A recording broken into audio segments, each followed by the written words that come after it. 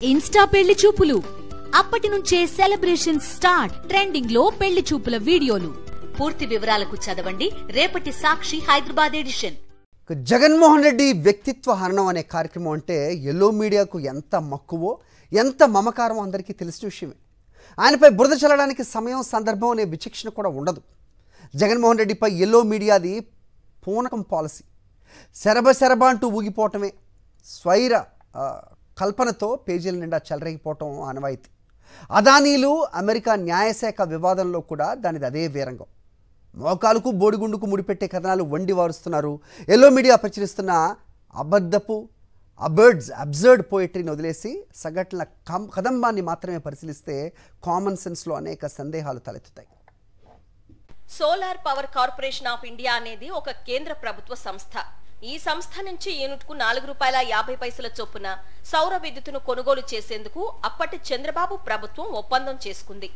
అదే సంస్థతో జగన్ ప్రభుత్వం యూనిట్కు ₹2.49 చొప్పున కొనే విధంగా ఒప్పందం చేసుకుంది. ప్రజాధనం దుబారాను భారీగా అరికట్టింది. మరి చంద్రబాబు దుబారా ఒప్పందం ఒప్పెట్లా అయింది? జగన్ పొదుపు తప్పెట్లా అయింది? సౌర విద్యుత్ ఉత్పాదక సంస్థల నుంచి సెకి కొనుగోలు చేసి దాన్ని రాష్ట్ర ప్రభుత్వ పంపిణీ సంస్థలకు అమ్ముతుంది.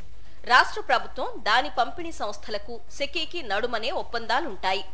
అట్లాగే ఉత్పాదక సంస్థలకు సెకీకి మధ్యన వ్యవహారం నడుస్తుంది. ఈ సంస్థలలో అదానీ పవర్ అనేది కూడా ఒకటి. ఉత్పాదక సంస్థలతో ప్రత్యక్ష సంబంధమే లేని రాష్ట్ర ప్రభుత్వ అధికారులకు అదానీ అనేవాడు లంచాలు ఇవ్వజూపడమేమిటి? సెకీతో పాటు ప్రైవేటు ఉత్పత్తిదారుల దగ్గర నుంచి ప్రత్యక్షంగా యూనిట్కు ₹6.99 చొప్పున అప్పటి చంద్రబాబు ప్రభుత్వం అడ్డగోలుగా కొనుగోలు చేసింది. ప్రజాధనాన్ని ప్రైవేటు సంస్థలకు దోచిపెట్టినందువల్ల కుంభకోణం జరిగితే అప్పుడే జరిగి ఉండాలి కదా. జగన్ ప్రభుత్వానికి కుంభకోణం మీద దృష్టి ఉంటే సెకీని పక్కన పెట్టి నేరుగా అదానీతోనో ఇంకొకటితోనో ఒప్పందం చేసుకొని ప్రజాధనాన్ని ఎక్కువగా కట్టబెట్టి తద్వారా లబ్ధి పొందే అవకాశం ఉంది కదా. ఎందుకట్లా చేయలేదు?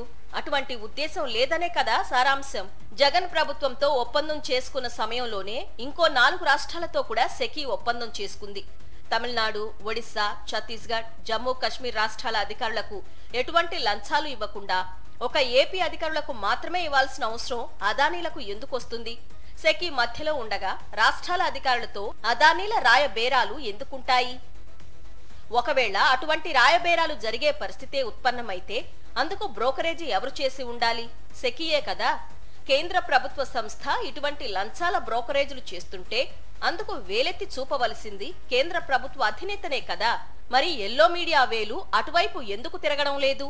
ఈ వ్యవహారానికి సంబంధించి మన మీడియా అశ్వత్థామహతా అన్నంత ఉచ్చస్వరంతో జగన్మోహన్ రెడ్డి పేరు చెబుతూ కుంజరహ అన్నంత నెమ్మదిగా ఇంకో 4 రాష్ట్రాల పేర్లను చెప్తోంది. ఆ రాష్ట్రాలు తీవ్రంగా ఖండించిన తరువాత మళ్లీ వాటి ప్రస్తావన కూడా తేవడం లేదు. ఎందువలన? ఆ సమయంలో జమ్మూ కాశ్మీర్ రాష్ట్రం కేంద్రం ఏలుబడిలోనే ఉన్నది. అదాని లంచాలు ఎవరికి ముట్టినట్టు?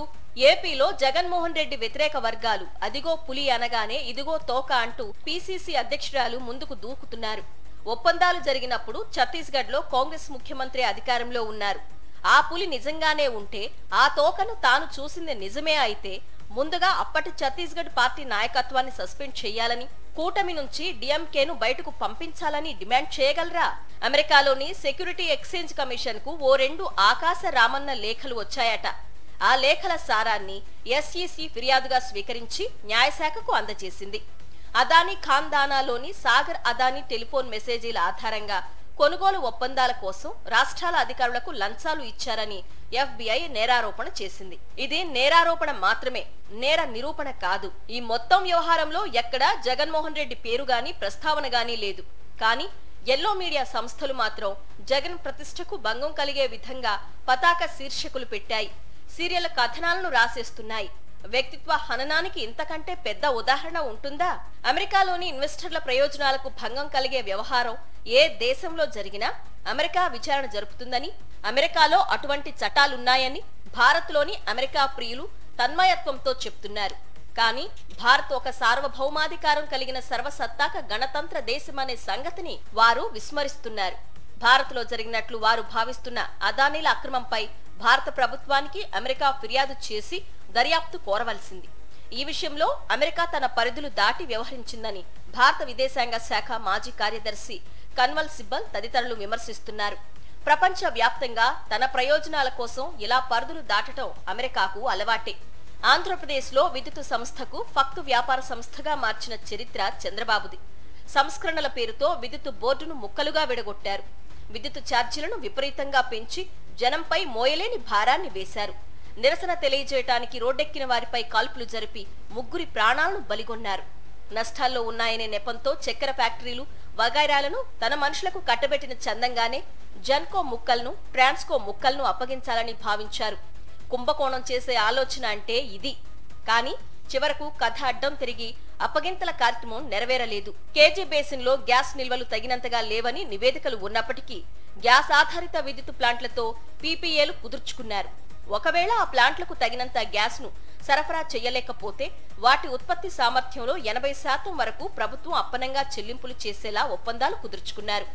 అవినీతి అంటే, స్కామ్ అంటే ఇలా ఉంటుంది. ప్రజా ఖజానాపై భారం తగ్గించేలా ఉండదు. వ్యవసాయానికి ఉచితంగా విద్యుత్తును అందజేయాలన్న ఆలోచనకు ఆయన స్వతహాగా వ్యతిరేకమన్నది జగమెరిగిన సత్యం. ఉచితంగా విద్యుత్తును అందజేస్తే కరెంటు తీగలపై బట్టలారేసుకోవాల్సి వస్తుందని ఆయన చేసిన వ్యాఖ్యానం సూర్యచంద్రులు ఉన్నంత వరకు మర్చిపోయేది కాదు. ఈ వైఖరి కారణంగానే వ్యవసాయ విద్యుత్తును ఆయన నిరుత్సాహపరుస్తూ వచ్చారు. 2019కి పూర్వం కూడా రైతన్నల విద్యుత్తు కష్టాలు చెప్పనలవిగానివి. పేరుకు 7 గంటల విద్యుత్తు సరఫరా, కానీ రోజు 2-3 గంటలు కోత పడేది. 2-3 దఫాలుగా ఇచ్చేవారు. రాత్రిపూట కూడా పడిగాపులు పడాల్సి వచ్చేది. ఆ కొద్దిపాటి సరఫరా కూడా నాణ్యమైనది కాదు. హెచ్టీ, ఎల్టీ లైన్లు ఒకే స్తంభంపై ఉండడంతో తరచూ గాలికి అవి కలిసిపోయేవి. ట్రాన్స్ఫార్మర్లు, మోటార్లు కాలిపోయేవి. రాష్ట్ర వ్యాప్తంగా ఉన్న ఫీడర్లలో సగం మాత్రమే వ్యవసాయ విద్యుత్తు సరఫరాకు అనువుగా ఉండేవి. ఈ వ్యవస్థను మార్చడానికి ఆయన ఎప్పుడూ దృష్టి పెట్టలేదు. కానీ జగన్మోహన్ రెడ్డి ముఖ్యమంత్రి కాగానే రైతాంగంపై దృష్టి పెట్టారు. 1700 కోట్లు ఖర్చు పెట్టి ఫీడర్లను, లైన్లను ఆధునీకరించి పగటిపూటే 9 గంటల నాణ్యమైన నిరంతరాయ విద్యుత్ సరఫరాకు రంగం సిద్ధం చేశారు. ఒక్క విద్యుత్ రంగంలోనే 2 నాయకుల ఆలోచనలు, వారు చేపట్టిన కార్యక్రమాలను పరిశీలిస్తే వారి వ్యక్తిత్వాలేమిటో తేటతెల్లమవుతుంది. గతంలో 3 సార్లు ముఖ్యమంత్రిగా చంద్రబాబు బాధ్యతలు నిర్వహించారు. ప్రజల మీద భారాన్ని మోపడం ఆయన నైజం. కట్టలేమన్న వారిని కాల్చి చంపటం ఆయన చరిత్ర. వ్యవస్థల్ని ప్రైవేటీకరించడం, వీలైతే తమ మనుషులకు కట్టబెట్టడం, ప్రైవేటు వ్యక్తులకు లాభం చేకూరేలా పీపీఏలు కుదుర్చుకోవటం ఆయన గతం. జగన్మోహన్ రెడ్డి ఈ వైఖరికి పూర్తి భిన్నం. 5 ఏళ్లు మాత్రమే ముఖ్యమంత్రిగా ఉన్నప్పటికీ, అందులో 2 ఏళ్ల కాలాన్ని కరోనా వైరస్ కాటేసినప్పటికీ ప్రజాశ్రేయస్సే తన అధికార పరమావధి అని చాటుకున్నారు. ఆయన అవలంబించిన విధానాలే ఇందుకు సాక్ష్యం. ఈ సాక్ష్యాన్ని చెరిపేయడానికి, వారి చరిత్రలను మరిపించడానికి కూటమి సర్కార్ ఎల్లో మీడియా సహకారంతో ప్రయత్నిస్తుంది. ఎన్నికల ముందు మేనిఫెస్టోలో చెప్పిన హామీల నుంచి కూడా జనం దృష్టి మరలిపోవాలి. అందుకోసం ఏదో ఒక నాటకాన్ని నడిపిస్తూనే ఉంటారు. ఇప్పుడు నడిపిస్తున్న నాటకం పేరు అదిగో పులి, ఇదిగో తోక.